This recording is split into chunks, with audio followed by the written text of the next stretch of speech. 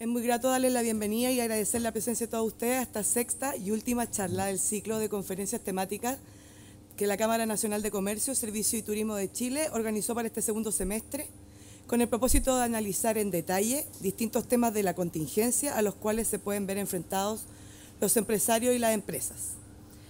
El tema que estará bajo análisis esta mañana, internacionalización y globalización de la empresa, cierra un programa que desarrollamos con el experto apoyo del estudio jurídico Cueva Abogado y que agradecemos ampliamente ya que pudimos revisar diferentes temáticas de alta relevancia conceptual y coyuntural. Entre esas áreas se incluyeron de manera relevante aspectos como el emprendimiento, responsabilidad empresarial, normativa laboral, reforma tributaria y nueva ley del CERNAC, temáticas con las cuales buscamos principalmente enriquecer nuestro conocimiento y el de nuestros socios en ámbitos que atañen directamente a nuestra actividad. A este respecto, quisiera destacar que para el empresariado nacional en general y para el comercio en particular, la mayor difusión y comprensión de estos temas es un objetivo pertinente y necesario, lo que ha quedado claro con la plena disposición que los entes gremiales han demostrado para participar en la discusión y mejoramiento de los nuevos textos legales que están siendo objeto de reformas.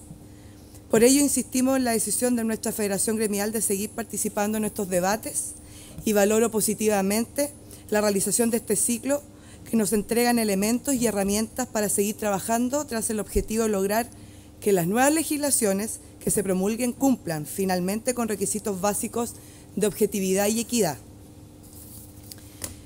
En este contexto quiero expresar nuestro sincero agradecimiento a los profesionales María Elena, Gustavo, que está por llegar, y Álvaro Cuevas, quienes tendrán a su cargo el trabajo esta mañana.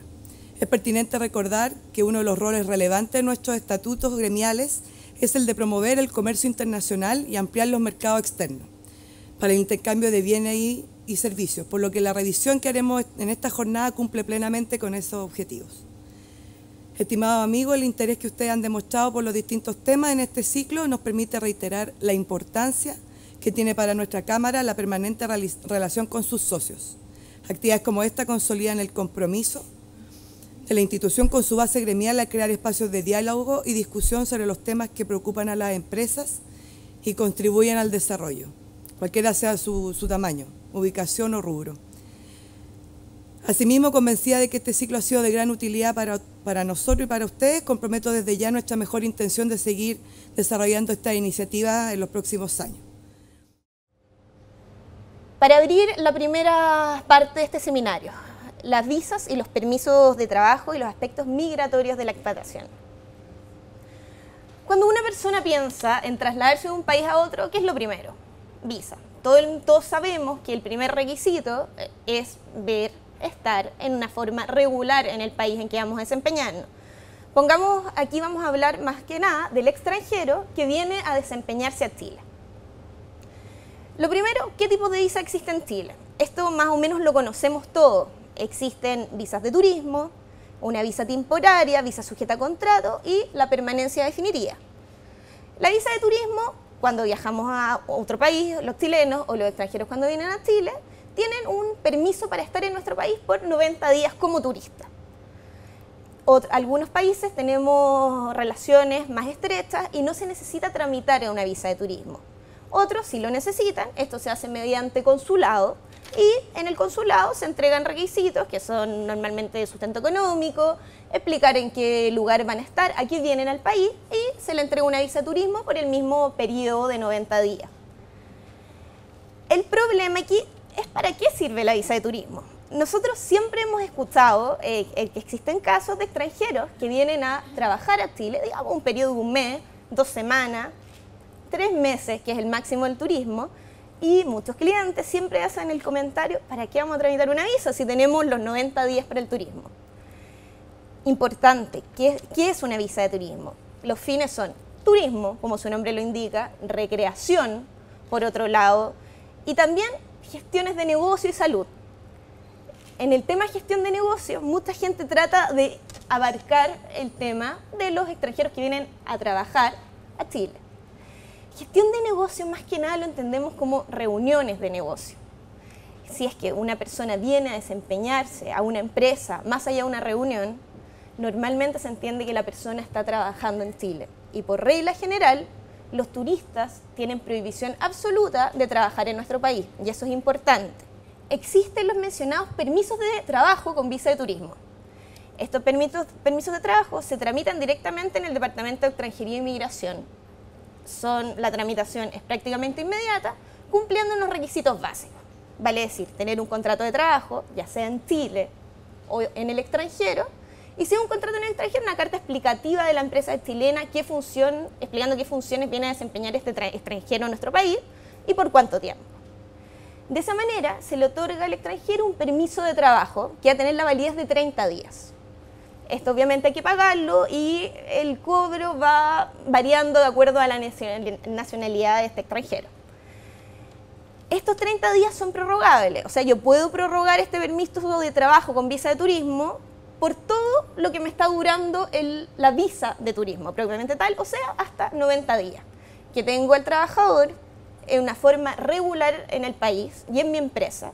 Evito multa y también tengo prevención en caso de que exista un accidente del trabajo o alguna situación que realmente me signifique explicar qué está haciendo este trabajador en Chile, este extranjero, sin visa, pero que en este caso tendría un permiso de trabajo. Por segundo lugar está la visa temporaria. La visa temporaria es una visa entregada a los extranjeros por múltiples situaciones. El Departamento de Extranjería e Inmigración y la ley migratoria chilena nos da una amplia variedad de visas existentes. Veamos los tipos de visas temporarias existentes en nuestro país. Existen visas para extranjeros con vínculo con chileno, vale decir casado con chileno, visa para hijo de extranjero transeúnte, visa para extranjero vinculado con familiar que posea permanencia definitiva, visa para residentes, visa para religiosos, jubilados y rentistas, inversionistas y comerciantes, profesionales y técnicos, remunerados en el exterior, convenio mujeres embarazadas, visa Mercosur. Dentro de estas, las que más nos interesan como empresa serían la visa para profesionales y técnicos y la visa para remunerados en el exterior, que es la que más veces se da cuando estamos revisando qué opciones de visa entregarle a nuestros trabajadores que vienen del extranjero. A ver, la visa para profesionales y técnicos, que es una visa temporaria, se otorga por un año. Esta se basa en que la persona tenga un título profesional y técnico. Obviamente, siempre que presentamos documentos de nuestro país, siempre tienen que ser legalizados en consulado de Chile en país de origen. Todavía no estamos rigiendo con el convenio Postilla de la Haya, por tanto, siempre en consulado. Los extranjeros siempre deben venir con toda su documentación necesaria antes de venir a prestar servicios a Chile. Con esto solo se necesita una oferta de trabajo en Chile y se le otorga al extranjero un permiso para trabajar en nuestro país por un año y para vivir, por supuesto, y desarrollar todo tipo de actividades. Y también es importante la visa de profesionales, o sea, de trabajadores remunerados en el exterior. En este caso no es necesario que sean profesionales como visa temporaria. Esto ocurre muchísimo. El trabajador que mantiene su contrato de trabajo en el extranjero, mantiene su remuneración en el extranjero y decide que tiene que trabajar como expatriado en Chile. ¿Qué hacer? Ahí las empresas tienen distintas opciones. Una empresa puede optar por celebrar un contrato de trabajo, por ejemplo, y hacer un contrato de trabajo y que reciba cierta remuneración en Chile, o optar por esta visa para extranjeros remunerados en el exterior. Estos extranjeros, bueno, tienen que presentar su contrato de trabajo y la relación de las dos empresas, la chilena y la extranjera, digamos matriz filial o empresas coligadas, para que sea aportar a la extranjería y que la extranjería pueda dirimir la situación y establecer exactamente si es que existe la situación contemplada por este tipo de visa. Volviendo a la clasificación de visas, también está la visa sujeta a contrato. La visa sujeta a contrato, bueno, normalmente la vemos mucho, me imagino que ustedes la han visto muchísimo en sus empresas, pero la visa sujeta a contrato tiene obligaciones para ambas partes que favorecen y también entregan responsabilidades para ambos. Una visa sujeta a contrato liga a las partes. Se celebra un contrato más allá del tema laboral, estamos solamente en el tema migratorio. El extranjero llega a Chile, celebra un contrato de trabajo con su nuevo empleador y se solicita esta visa con este contrato de trabajo. Aquí extranjería, al valorar esta visa, tiene cierta seguridad, porque ve que hay un contrato, hay una empresa que sustenta la estadía de este extranjero en nuestro país. Por tanto, no pide muchos más requisitos. O sea, de hecho, el extranjero que tiene visa sujeta a contrato, además de pasaporte, último timbre de ingreso al país, tarjeta de turismo, se pide solamente el contrato de trabajo, no le va a pedir título profesional ni nada más. Entonces, aquí el país se queda tranquilo, porque este extranjero tiene dónde llegar.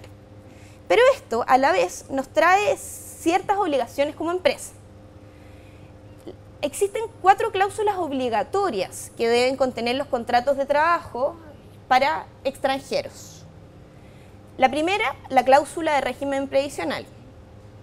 Este extranjero va a cotizar en Chile, va a cotizar en el extranjero. ¿Qué va a ocurrir? Tiene que explicar el contrato de trabajo, si mantiene su intención tal vez de cotizar en el extranjero. Lo que también es favorable, como vamos a ver más adelante, por un tema de seguridad social. En el segundo lugar, una cláusula de impuesto a la renta. La cláusula de impuesto a la renta, obviamente para remuneraciones a los que están sujetos a impuesto a la renta solamente. Cláusula de viaje, que esta es la que más le duele a las empresas. La cláusula de viaje es la obligación que tienen las empresas de pagar el pasaje de regreso del extranjero y de su familia, su país de origen o a otro, en el caso de término del contrato. Cualquier causal de término de contrato, despido, renuncia, causales objetivas de término de contrato, todas. Es importante que se cumpla la obligación legal de pagar el pasaje de regreso siempre. Y ese es un costo de empresa que se debe siempre considerar al contratar a un extranjero y con una visa sujeta a su contrato de trabajo con nuestras empresas. La ley 20.689 establece las sanciones para las que se somete la empresa chilena en caso por fraude en la contratación. La contratación a lo amigo, o sea, bueno, celebremos un contrato de trabajo, pero tú después buscas otro lugar donde trabajar. Esto tiene un error de base. Una visa sujeta a contrato de trabajo solo me permite trabajar con el empleador con quien yo celebre mi contrato de trabajo. Este extranjero después no puede cambiar con total libertad de empleador, o sea, no puede ir a trabajar a otra empresa sin hacer una rectificación de su visa actual. Y eso implica que el empleador con quien celebró su contrato de trabajo al principio también informe el término de esta relación laboral. Contratación de extranjeros no habilitados para trabajar, con extranjeros sin visa o sin permiso, extranjeros que no tengan su visa vigente, eso es muy típico también, extranjero que nunca renovó, extranjeros que no hayan obtenido su cédula de identidad. Cuidado, puede llegar un extranjero con su visa estampada y nos quedamos tranquilos. Es un requisito legal que una vez que se estampa la visa en los pasaportes de los extranjeros, ellos tengan que hacer sus trámites de registro de esta visa y solicitud de su cédula de identidad chilena en un plazo de 30 días.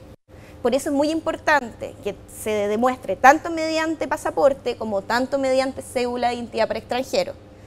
El no cumplimiento de eso puede provocar incluso la caducidad de la visa. Aquí tenemos que recordar que cuando hablamos de visa hay muchos organismos involucrados. Tenemos por un lado el Departamento de Extranjería y Migración, tenemos por otro lado Policía Internacional, tenemos por otro lado el Registro Civil. Son 3 instituciones que muy importantes, no están en línea entre ellas. Entonces por eso es necesario registrar e informar a cada una de ellas la situación de un extranjero en Chile. No podemos saltar una a la otra, por eso ocurren muchos casos que tienen la visa aprobada por el Departamento de Extranjería, llegan con documentos y en Policía Internacional le dicen nosotros no sabemos de esto. Entonces por eso la importancia del registro.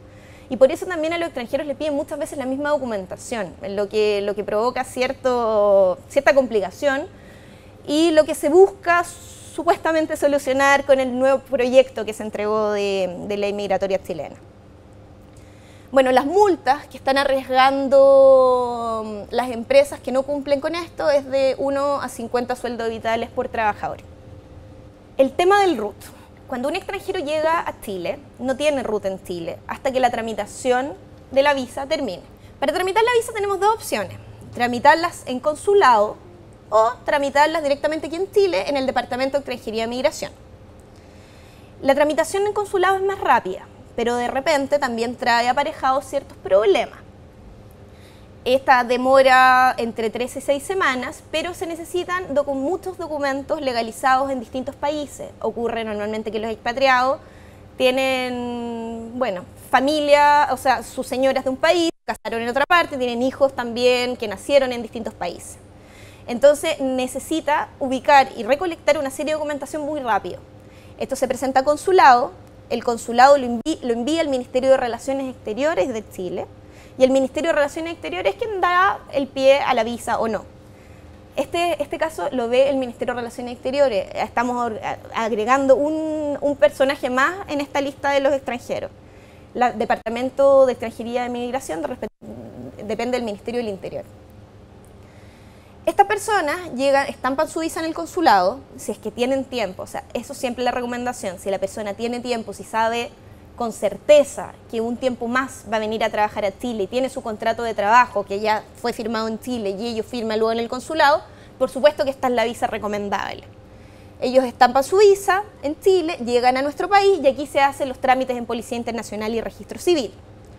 Opción B es pedir la visa directamente en Chile, Departamento de Extranjería y Migración, dependiendo del Ministerio del Interior de Chile.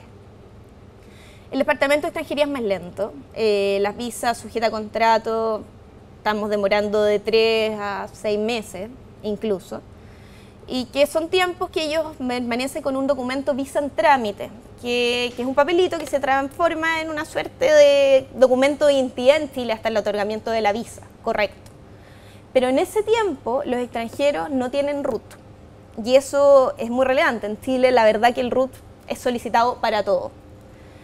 Entonces hay que distinguir el RUN, Rol Único Nacional, lo entrega el Registro Civil y es el que tenemos todos los chilenos. Y existe el RUT, que es el Rol Único Tributario, que entrega el Servicio de Impuestos Internos, que ha sido la salida para los extranjeros que no cuentan con RUT en nuestro país. Este es el denominado RUT provisorio para inversionistas extranjeros. Como su nombre lo indica, es para inversionistas extranjeros, no para personas que vienen a trabajar al país. Sin embargo, se ha utilizado esto como mecanismo para sustentar la falta de RUT. Y se entrega un RUT provisorio 48 que los extranjeros entregan a las distintas organizaciones y que después deben cambiar por su RUT definitivo en el momento que su visa sea otorgada. Últimamente también las AFP están dando una mano con esto. Las AFP también están entregando RUT provisorio. Son RUT provisorios para efectos previsionales, para que puedan cotizar a los trabajadores extranjeros que también son aceptados por algunas instituciones, pero por otras no. O sea, los bancos para el tema cuenta corriente normalmente nos exigen el RUT del Servicio de Impuestos Internos. Hay dos conceptos básicos en materia tributaria, el concepto de domicilio y el concepto de residencia. Esto para definir la carga impositiva que corresponde a cada persona que va a desempeñar funciones en Chile. Domicilio es la residencia acompañada real o presuntivamente del ánimo de permanecer en ella. Aquí no son tiempos sino circunstancias, vale decir, una persona que celebre un contrato de trabajo en Chile obviamente tiene la intención de permanecer en Chile, la persona que matriculó a sus niños en el colegio en Chile también. Entonces aquí entendemos que hay domicilio. Y residencia, adquiere residencia toda persona natural que permanezca en Chile más de 6 meses en un año calendario o más de 6 meses en total dentro de 2 años tributarios consecutivos. ¿Por qué nos sirve saber esto? Para las fuentes de la renta. A ver, existen 3 tipos de renta que nos convocan en este caso. La renta de fuentes chilenas, que son las rentas que provengan de bienes situados en el país o actividades realizadas en Chile. El extranjero que vino a trabajar en nuestro país. La renta de fuente extranjera son rentas que provengan de bienes y actividades situadas en el extranjero. Y la renta de fuente mundial, toda persona domiciliada o residente en Chile pagará impuestos sobre sus rentas de cualquier origen. Estas sean de la fuente de entrada esté situado dentro o fuera de él. Esto es un beneficio. Los extranjeros, los primeros 3 años de residencia en Chile, pueden pagar solamente por sus rentas de fuente chilena. Entonces, aquí se exceptúan también del pago de renta en sus países de origen. Esto es importante, esto es solamente los 3 primeros años. Después es necesario hacer una evaluación tributaria de cada extranjero que llega al país y cada persona es distinta, ya sea por nacionalidad, por ingreso, por desempeños que realice en uno y en otro país. Pero, a ver, conozco muchísimos casos de extranjeros que llegan a nuestro país que están que los 3 primeros años están tranquilos y después del 4º y 5º año se acuerdan de que también tendrían que tributar en sus países de origen. Entonces, falta muchísimo a las empresas crear un escáner total de cada uno de sus expatriados en el país y revisar estos aspectos. porque tanto empresas como tanto extranjeros pierden plata con este tema, por no hacer la evaluación tributaria necesaria. Cuando un extranjero llega a Chile hay dos opciones: el contrato de trabajo, la visa temporaria, cualquiera de las visas, o que vengan a trabajar como extranjeros con permisos. Hay que tener mucho cuidado que estos extranjeros tienen que pagar un impuesto adicional, y el impuesto adicional es del 35%, es bastante alto. La seguridad social es otro tema vital para los extranjeros en Chile y los chilenos en el extranjero. Extranjero que llega a Chile. Existe por regla general la obligación de toda persona en Chile, chileno, extranjero, marciano, lo que sea, de pagar cotizaciones en Chile. Es una regla general, todos debemos hacerlo. Para esta regla general existen excepciones. El primer caso serían las excepciones de los extranjeros. No todos los extranjeros, solamente los técnicos o profesionales pueden estar exceptuados de cotizar en seguridad social. Esto no así solamente, siempre y cuando estén cotizando en su país de origen o en otro y tengan cotizaciones registradas aquí. Ellos deben demostrar mediante un certificado emitido por la seguridad social del país en que tengan registradas sus cotizaciones que están afiliados ahí. Todos estos certificados legalizados, rige lo mismo, legalizado Consulado de Chile en país de origen. Esto no es tan fácil como parece. Hay muchos países que no emiten estos certificados o no lo emiten como lo requiere la ley chilena. La ley chilena requiere que exija que específicamente digan que estos cubren en caso de vejez, invalidez, muerte. Y las seguridades sociales de algunos países tienen otros tipos de sistemas. O sea, hay sistemas contributivos, hay sistemas diferentes al nuestro. Por tanto, no es tan sencillo obtener este punto y es importante tenerlo en consideración. Y esto también para el tema de la recuperación de fondos. Si es que yo tengo todos los antecedentes, soy profesional o técnico, estoy cotizando en país extranjero, puedo exceptuarme. Lo tengo que entregar todo esto a mi empleador y mi empleador al mismo tiempo tiene que derivarlo a la AFP para que se tenga conocimiento que el extranjero está exceptuado de la cotización. Esto más que nada en caso de inspecciones hay que tener toda la documentación al día de por qué no se está cotizando a un trabajador en el país. Existe eso sí una contraexcepción. El seguro sobre accidentes del trabajo y enfermedades profesionales tiene que pagarse igual, aun cuando el extranjero cotice afuera, y el seguro cesantía. Vale decir, un extranjero que cumpla todos los requisitos para no cotizar en el país, igualmente se tiene que cotizar por estos dos conceptos, que se entienden porque obviamente se está desempeñando en Chile y el seguro de cesantía para protegerlo. También existe la posibilidad de recuperar los fondos previsionales, que algunas empresas lo han considerado más fácil, porque ocurre muchas veces que empresas contratistas les exigen, las empresas principales o mandantes, demostrar que se les ha cotizado completamente a los trabajadores, el comprobante de la inspección del trabajo. Entonces, para ellos es muy difícil aceptar que un extranjero no cotice en Chile. Lo que se hace en estos casos es cotizar, pero teniendo la posibilidad que el extranjero, una vez que abandone el país, pueda recuperar estos fondos cotizados en Chile. Nadie puede recuperar fondos antes de pensionarse, salvo los extranjeros. Los chilenos, aun cuando seamos expatriados y trabajamos 10 años en Chile, luego todo el resto de nuestra vida de afuera, no podemos recuperar estos fondos. Hay que esperar a pensionarse. En caso de los extranjeros lo pueden hacer, pero en sus contratos de trabajo debe señalar claramente que ellos tienen la intención de mantener sus cotizaciones en país de origen. Esto es importante, es un requisito que ha dado muchas vueltas, esto llegó hasta la Corte Suprema, que ha fallado también, que si es que el contrato no lo tiene, porque tenemos que pensar que existen contratos muy antiguos.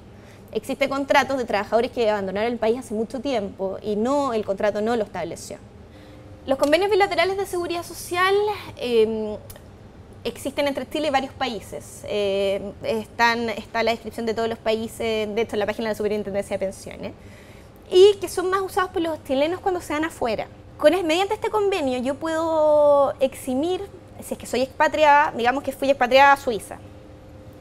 Yo puedo celebrar un convenio, ir a la Superintendencia de Pensiones e informar mi expatriación a Suiza por un tiempo determinado. En este caso, puedo pedir que mis cotizaciones previsionales se sigan desarrollando en Chile por mi empleador en Chile. De esta manera evito los vacíos en las cotizaciones, que las recuperaciones de fondos no hacen, por supuesto. O sea, la persona puede mantener el vacío salvo que le sigan cotizando su empleador, si es que es una empresa multinacional, en país de origen.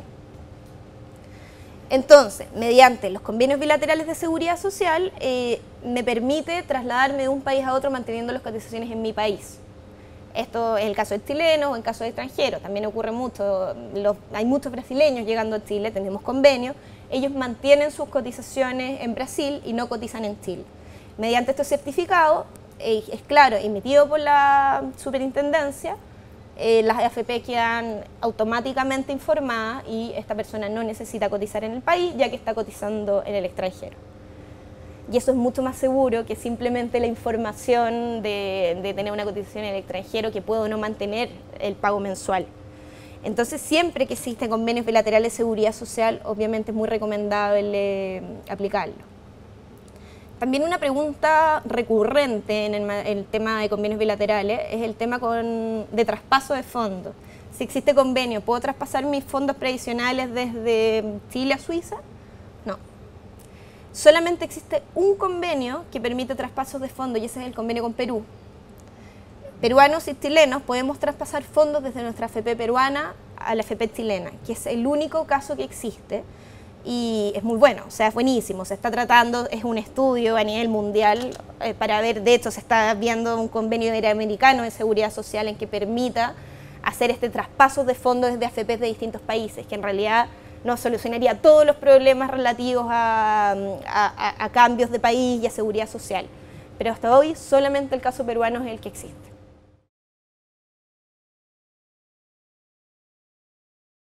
Cuando uno piensa en asociatividad, normalmente tiende a evocar una persona jurídica, ¿cierto? Una sociedad. Y la verdad es que previo a asociarse, o a casarse, como podría decir uno en jerga comercial, hay pasos previos que es posible de explotar y que se usan comúnmente y que son formas asociativas de iniciar relaciones comerciales, pero que no tienen el alcance que tiene en una sociedad. Y eso nos lleva a un aspecto importantísimo de las personas jurídicas, de las sociedades, y es que las sociedades, al ser personas jurídicas, tienen nacionalidad, tienen patrimonio, tienen todos los atributos que tenemos nosotros como personas normales, lo tienen las personas jurídicas, tienen un nombre, etc. Y al ser nacionales, significa que les aplican las leyes del país donde están constituidas, y entre ellas, las leyes tributarias, por ejemplo, las leyes de seguridad social. Entonces, cuando pensemos en asociarnos en un país extranjero, vamos a tener que pensar en cuáles son los efectos que para esa persona jurídica van a tener esas leyes en particular en ese país extranjero. Si por el contrario yo simplemente genero alguna forma de relación contractual y no caigo en algunas excepciones que vamos a ver adelante, no voy a tener ningún efecto tributario en ese país, salvo eventualmente, ya lo vamos a ver, los pagos que me hagan desde ese país que puedan no estar afecto a alguna tributación. Las formas más comunes de contrato, y yendo de la fórmula más sencilla, más flexible, a las fórmulas más complejas, son las que indico ahí. El contrato de distribución es un contrato en virtud del cual ustedes sencillamente convienen con la otra parte en que van a distribuirle, por ejemplo en Chile, o la otra parte va a distribuir en el extranjero los productos que ustedes comercialicen. Y se van a establecer algunas reglas básicas, la forma de cómo se van a realizar los pagos, etc. Pero la relación entre las partes es distante, es sencillamente una relación de compra y venta o de consignación, también se admite esa fórmula, y donde eventualmente puede haber algún otro tipo de estipulaciones, como si va a haber o no exclusividad para el distribuidor, pero no pasa de esa fórmula. Obviamente ustedes entienden que al establecer este tipo de figura contractual, el control que tienen sobre el producto o el servicio que se está vendiendo en el extranjero es más limitado que si tuvieran una fórmula asociativa más compleja, como la vamos a ver a continuación, o derechamente una sociedad. Entonces, son los elementos a tener en consideración. Entonces, por ejemplo, algún producto que sea commodity o de una naturaleza donde las características del servicio que se da no sean tan importantes, este es un contrato que sería utilizable. El contrato de agencia comúnmente se le conoce como contrato de representación, ¿ya? Y es donde yo nombro un representante en el país de destino, o me nombran a mí representante.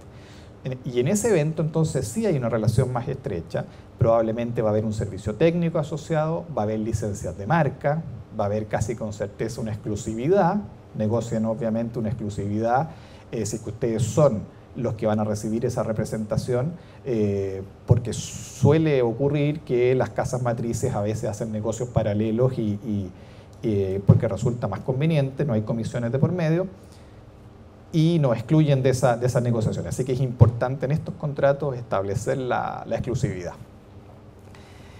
Y finalmente, una fórmula que es parecida a una sociedad, pero es todavía un contrato, que son los joint ventures, en donde yo me comprometo por un periodo transitorio, no es indefinido, a realizar un determinado trabajo o servicio. Se utilizan comúnmente en grandes obras, en construcciones, etc. Y donde cada una de las partes mantiene su independencia, pero se presentan en conjunto frente al mandante. De suerte tal que el mandante se entiende con una sola persona, hace pagos a una sola persona, pero entre las partes del contrato se distribuyen cuáles van a ser los cobros que va a recibir cada uno, de qué manera se va a distribuir el trabajo y de qué manera se va a distribuir la responsabilidad. ¿Ya? Como les digo, esto es comúnmente utilizado en obras de infraestructura, son muy comunes en la construcción, pero no es descartable, por ejemplo, en los servicios. O sea, yo he visto contratos de este tipo, por ejemplo, para prestar servicios a una gran minera en un desarrollo de software, donde varias partes y componentes del software se unen entonces en torno a esta figura contractual. Lo importante aquí, lo fundamental, es de qué manera va a haber un control sobre los costos del contrato y los pagos que se hagan del contrato. Porque, como les decía antes, normalmente es una de las partes la que toma el control y la relación con el cliente, y corresponde a los otros entonces tener mecanismos de fiscalización para ver que esos dineros se utilicen adecuadamente y lleguen a los bolsillos de las partes de manera conveniente. En cuanto a los tipos de asociación, se suele dividir entre sociedades de personas y sociedades de capital.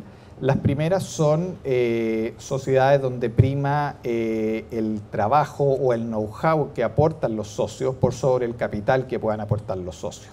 Entonces está permitido que en estas sociedades se aporte trabajo, a diferencia de las sociedades de capital donde está prohibido que se aporte trabajo y solamente se puede aportar capital.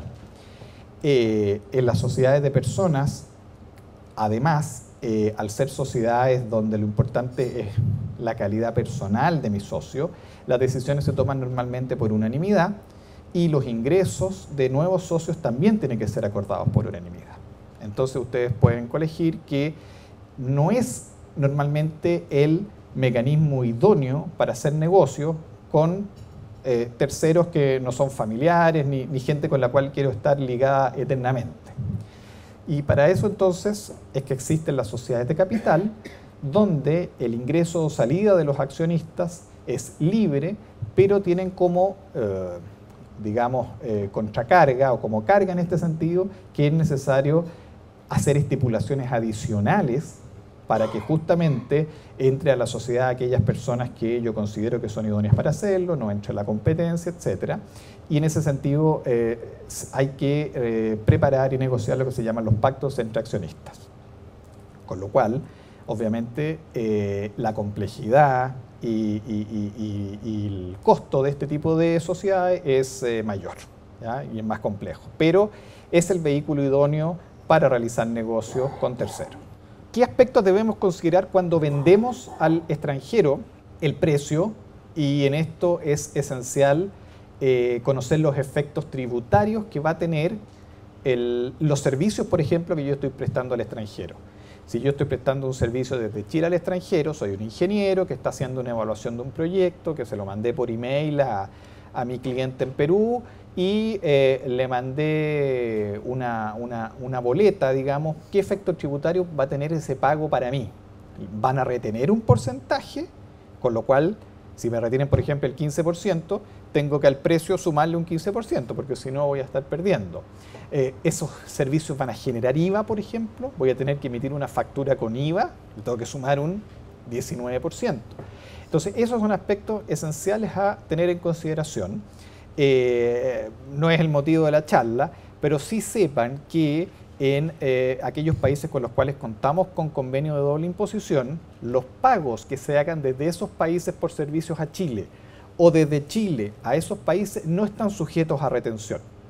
Entonces, eso es un factor importantísimo a considerar en hacer negocio con estos países, porque sabemos que lo que nos paguen desde allá va a llegar sin retenciones a Chile. Y tampoco nosotros estamos obligados a retenerle nada a los pagos que hagamos por servicios prestados en ese país. Los costos de los seguros, el lugar donde se hace la entrega, en el caso de productos, es fundamental, y ahí me imagino que ustedes conocerán los códigos que al efecto existen, CIF, FOB, etc. Los Incoterms, exactamente. Se me había ido la palabra, gracias. En definitiva, que determinan las condiciones en las cuales yo voy a entregar la mercadería y que pueden tener un efecto gigantesco en el precio, dependiendo de dónde me obligue a entregarla, por ejemplo.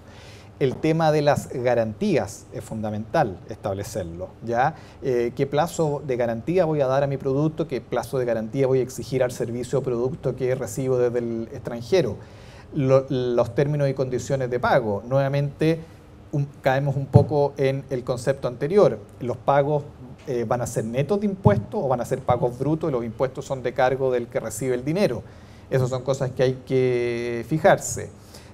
Voy a recibir apoyo en marketing, en capacitación, me lo van a cobrar. Voy a pedir exclusividad, voy a exigir exclusividad. ¿Quiénes van a poder competir? ¿Cuál va a ser el territorio el cual voy a fijar el contrato? Establecimiento de multas y en todo el tema de resolución de conflictos se va a referir en unos minutos más Gustavo Cuevas. ¿Cuáles son las condiciones de terminación? Hay que estipularla e idealmente hay que tener mecanismos que permitan terminar fácilmente los contratos. ¿Y qué va a pasar después de la terminación? ¿Qué va a pasar con todo el stock de productos que me dejé? ¿Te lo puedo vender? ¿Te lo puedo, tú estás obligado a recomprármelo? ¿Me das un plazo para venderlo? Etcétera. Y en cuanto a los contratos, es muy importante establecer formas de administración que sean razonables, que sean justas, que permitan un manejo de la sociedad fácil, por ejemplo, mayorías simples para las cosas ordinarias y mayorías especiales para aquellas cosas que sean más relevantes. Es muy recomendable siempre establecer un presupuesto anual que sea la foto de partida de la sociedad, que ya estamos de acuerdo en lo que se va a invertir en esto, lo que se va a gastar en esto, y un plan de negocio a 2-3 años, de suerte que ya el que hay que hacer y el cómo lo vamos a financiar lo hayamos conversado antes. Y, por ejemplo, si queremos financiar algo que está fuera del plan de negocio, tenga que contar con una mayoría especial ese préstamo o ese aumento de capital. De lo contrario, simplemente decisión del gerente general. ¿Cómo vamos a distribuir las utilidades? ¿Con qué periodicidad? Obviamente incluir el análisis del efecto tributario, que como hemos señalado es muy beneficioso en el caso que esas utilidades provengan de países donde tenemos convenio de doble imposición. ¿Cómo voy a poder vender mi participación? ¿A qué valor? ¿Cuándo me puedo ir? Etcétera. Nuevamente es fundamental tener también estipulaciones de competencia territorial y establecer un sistema de resolución de conflictos. Ahora, en este caso, este sistema de resolución de conflictos va a ser entre partes de distintos países y se abre en eso una dinámica de la cual le va a hablar ahora Gustavo Cuevas.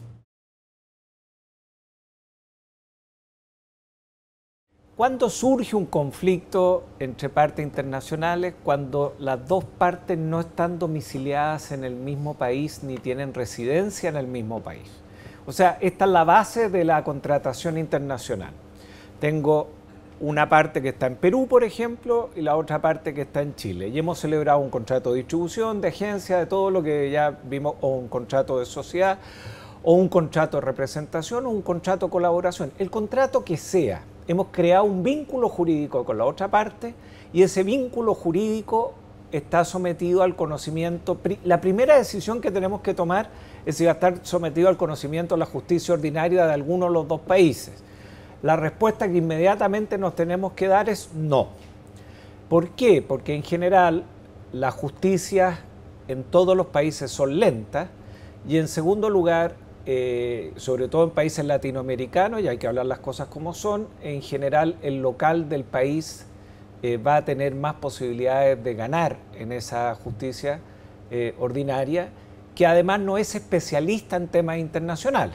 En consecuencia, el primer reflejo es que hay que descartar someter el conflicto a la justicia ordinaria. Entonces, dado que ya no estamos sometidos a un juez común, el segundo reflejo es decir, bueno, nos vamos a arbitraje.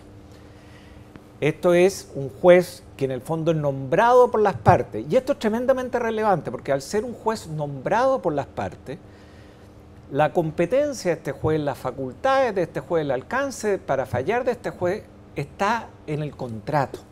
Y vamos a ver más adelante la importancia de la cláusula compromisoria. En consecuencia, nosotros tenemos que tener especial hincapié, especial cuidado, porque es una de las cláusulas esenciales del contrato, en esta cláusula compromisoria. Porque tenemos que hacer una serie de preguntas para ver el tema. Primero, ¿quiero litigar fuera de mi país con mi contraparte? ¿Voy a litigar en el país de mi contraparte? ¿Vamos a litigar en un país tercero? Son todas las posibilidades que se dan en la contratación internacional. ¿Qué atributos va a tener este árbitro? ¿Va a ser un árbitro arbitrador, que significa que puede fallar de acuerdo a la equidad y la prudencia y no necesariamente sujetarse a este acuerdo de voluntades que tenemos? ¿O por el contrario, va a ser un árbitro que tiene que sujetarse estrictamente al acuerdo de voluntades que tenemos? ¿Cabrán recursos contra este árbitro? No. ¿Los recursos serán dentro de este país? ¿Serán fuera de este país? Un tema no menor es preocuparse de los costos que significa esta justicia. Y ese es un tema tremendamente relevante a la hora de celebrar el contrato con el extranjero, especialmente con aquellos extranjeros que son más poderosos y más grandes que nosotros, porque van a tener la tendencia, frente a un negocio que aparece maravilloso, de decir, no, ok, pero si hay un conflicto, que no lo va a haber jamás entre nosotros, mentira, pero lamentablemente existen los conflictos, y los conflictos existen, y ustedes saben, más allá de lo que uno piensa al momento de celebrar el contrato, y no necesariamente porque alguna de las partes actúe de mala fe, sino simplemente porque tienen visiones diferentes de lo que son las cosas. Y en la contratación internacional eso se da más porque también hay diferencias culturales de cómo enfrentamos las cosas, se dan en este tipo. Así que tenemos que meditar y pensar siempre, al celebrar el contrato, el tema del arbitraje, cómo lo vamos a enfrentar, en qué país lo vamos a enfrentar, los costos que significa, etcétera. Otro tema no menor es determinar la ley sustantiva que rige el contrato. Nosotros perfectamente podemos celebrar un contrato en Santiago de Chile y someter su ley de fondo a otro país. Es decir, que aunque esté celebrado en Santiago de Chile, no se rige por la legislación chilena, se rige por una legislación extranjera. Y podemos perfectamente pactar que en caso de resolución de conflicto, ese contrato va a ser resuelto por un árbitro en Chile, pero que va a aplicar una ley que no es chilena. En consecuencia, yo les doy todos estos ejemplos porque suceden en la realidad y nos toca lidiar con ellos, porque son temas que uno en general pasa por alto al celebrar los contratos internacionales cuando es un tema de vital importancia, porque llegado el momento del conflicto, no podemos empezar con el pie izquierdo. ¿Y cuándo vamos a empezar con el pie izquierdo? cuando hayamos sometido el conocimiento de nuestro conflicto a quienes en definitiva o no corresponde o va a salir muy caro entrar a este conflicto con él. Y en definitiva eso nos va a llevar a tener que ceder frente a la otra parte. Entonces, ahora, en la cláusula compromisoria es la cláusula del contrato que le da la vida completa al arbitraje que va a venir, le da el contenido completo al arbitraje que va a venir. En consecuencia, la cláusula compromisoria es la que tiene que estar perfectamente bien redactada de acuerdo a las necesidades de ustedes, de acuerdo a lo que ustedes están dispuestos a hacer, de acuerdo a lo que se pudo llegar en la negociación, teniendo siempre presente, uno, ¿qué tipo de órgano me va a nombrar el árbitro? Yo puedo nombrar un árbitro con nombre y apellido en el momento de celebrar el contrato, pero eso tiene problemas. Por ejemplo, que el día de mañana el árbitro no quiera asumir. O también, como me ha sucedido, que el árbitro haya fallecido. Porque son contratos muchas veces que se ejecutan diferidamente en el tiempo. En consecuencia, es mejor prever un órgano que designe el árbitro y que ese órgano nos dé la confianza suficiente para poder acudir a él y decirle, señor, la persona que usted designe es una persona que me va a dar confianza a mí para la resolución de este conflicto. Y desde esa perspectiva, existen fundamentalmente dos órganos que son aquellos más competentes para la resolución de conflictos internacionales entre partes privadas, porque hay otros que acudan a ellos los estados, por ejemplo la Corte de la Haya, CIADI, etc. Dentro de los que podemos acudir nosotros hay locales e internacionales. En local está la Cámara de Comercio de Santiago a través del CAM, del Centro de Arbitraje y Mediación, que puede nombrar árbitros internacionales. No son muchos los litigios que han habido CAM internacionales, que es cuando una de las partes está domiciliada en el extranjero y es residente en el extranjero. A nosotros nos ha tocado participar en los pocos que ha llevado el CAM. Y la verdad que el proceso es un proceso que no nos deja totalmente satisfecho aún. Lamentablemente, la ley de arbitraje internacional chilena es una ley que tiene ciertas deficiencias y en consecuencia hace que no haya recursos, por ejemplo, contra una sentencia de un árbitro CAM internacional, a diferencia de un arbitraje nacional común en el cual normalmente las partes pueden pactar recursos, acá no pueden pactar recursos. Y el recurso es muy limitado, es por infracciones realmente graves al orden público. Entonces, pero tengo la ventaja de que siendo un árbitro CAM significa que estoy litigando en Chile. E indudablemente el primer reflejo que debo tener yo es tratar de litigar en mi país. El segundo reflejo en el evento que dentro de las negociaciones no sea posible litigar en mi país es litigar en un país neutral o con árbitros neutrales. El segundo órgano que sí tiene presencia internacional es la Cámara de Comercio Internacional o la ICC.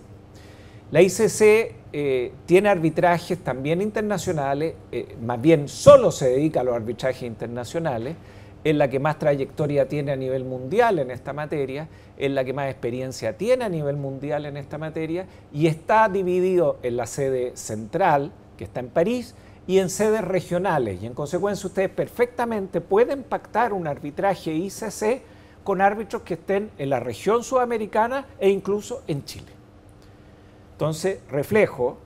Ahora, la ICC tiene un procedimiento diferente y que a mí me agrada mucho más que el CAM. En consecuencia, yo aconsejo siempre irse a procesos ICC porque están muy adecuados a los conflictos internacionales y le dan muchos derechos a las partes y posibilidades de recurrir contra las sentencias arbitrales. Otro aspecto tremendamente relevante, pero tremendamente relevante que uno pasa por alto, es el tipo de árbitro que queremos tener. Cuando yo he celebrado un contrato, cuando ese contrato en general se refiere a temas de regulación de intereses y obligaciones entre las partes, mi consejo es siempre tener árbitros de derecho en cuanto al fallo y arbitrador en cuanto al procedimiento. Es decir, que al fallo se tengan que atener a la ley del contrato, sea ley chilena o ley extranjera. ¿Por qué? Porque si no hemos dado el esfuerzo de regular las relaciones de las partes a través de un contrato, no parece lógico que el árbitro pueda fallar como le dé la gana. Porque cuando, y también hemos tenido experiencia, cuando al árbitro se le dan facultades de arbitrador en cuanto al fallo, es decir, de poder fallar como su equidad y prudencia le indican, en el fondo le estoy dando un cheque en blanco. Y ese cheque en blanco no debe dársele a ningún juez en ninguna parte del mundo. Salvo que sean materias que no sean estrictamente jurídicas o que no tengan regulaciones jurídicas. Pero esa es la excepción de la excepción y habrá que verlo en su caso. Por regla general, árbitro de derecho. Y ese árbitro, además, tengo que tener el reflejo de que sea un árbitro que conozca la ley que le hemos aplicado al contrato de fondo. O sea, si es un árbitro internacional y la ley que le hemos aplicado al contrato en la ley de Panamá, lo más importante va a ser que el árbitro la conozca, sea porque tiene la nacionalidad o porque si no puede fallar cualquier cosa. En consecuencia, hay que tener esos reflejos muy claros. Y por último, es bueno establecer en la cláusula compromisoria posibilidades de recursos frente al árbitro. Es decir, que la sentencia del árbitro sea posible de revisar por una comisión de árbitros. Ahora, ahí ya va a entrar el tema económico. ¿Hasta qué punto estoy dispuesto a gastar? Y va a depender un poco de la materia de que se trate, si amerita llegar a una discusión más allá con el árbitro o no. Ahora, ¿qué pasa si yo he ido a litigar al extranjero y pierdo? ¿Ese fallo es ejecutable en Chile? Sí, el fallo es ejecutable en Chile. Hay un procedimiento que se llama el exequatur, que uno va, acude a la Corte Suprema y en la Corte Suprema hace una revisión de este juicio que no se oponga al derecho público chileno y si no se opone al derecho público chileno el fallo, ordena que se ejecute en Chile como si fuera un fallo de la República. ¿Qué significa eso? Que cuando yo voy a litigar al extranjero en un sede arbitral, tengo que tener presente que el fallo que obtenga, la resolución del árbitro que obtenga, va a ser ejecutable en Chile como si hubiera sido dictada por un juez chileno. Puede que se demore un poco más, puede que me dé una instancia adicional de defensa, pero lo tengo que tener presente. O sea, va a tener efectos en Chile. Una empresa chilena le puso término a un contrato de acuerdo a lo que estaba estipulado en el contrato de que podía ponerle término. La empresa europea estimó que el contrato le había sido mal terminado por la empresa chilena y demandó a la empresa chilena ante la ICC en París porque eso era lo que estipulaba la cláusula compromisoria. El caso era bastante grande, pero igual le quiero mencionar que los costos de litigar en la ICC de París no son nada de menores. Hay que trasladarse 14 horas en avión. Si uno tiene testigos, hay que llevar los testigos en avión. Hay que pagar hoteles, en fin, o sea, es no menor el costo de litigar fuera de Chile. Ahora, en el caso nuestro, la experiencia fue estupenda porque ganamos. A pesar de que jugamos de visita, ganamos y ganamos en todo. O sea, no hubo nada en que no... Lo que refuerza la seriedad de lo que es el arbitraje internacional. O sea, definitivamente estábamos litigando con una firma multinacional número 1 en el mundo. Nosotros éramos chilenos, al otro lado del mundo. Siempre habíamos pensado que teníamos la razón desde el punto de vista jurídico. El árbitro que se designó por la ICC era un árbitro colombiano que lleva 20 años viviendo en París, que tuvo que aplicar la ley francesa. Y en base a ese criterio ganamos en todo. La verdad que no ganamos, o sea, perdieron ellos la demanda, ese fue para nosotros ganamos, nosotros no demandamos de vuelta. Ahora, para litigar en el aspecto internacional, los equipos tienen que ser multidisciplinarios. ¿Qué significa esto? Tiene que estar el abogado del país y hay que tener abogado especialista en arbitraje internacional del lugar donde se litiga. Y eso es lo que les puedo señalar sobre el tema de la resolución de conflictos, para efectos de que tengan especial preocupación en la negociación de los contratos de la cláusula compromisoria.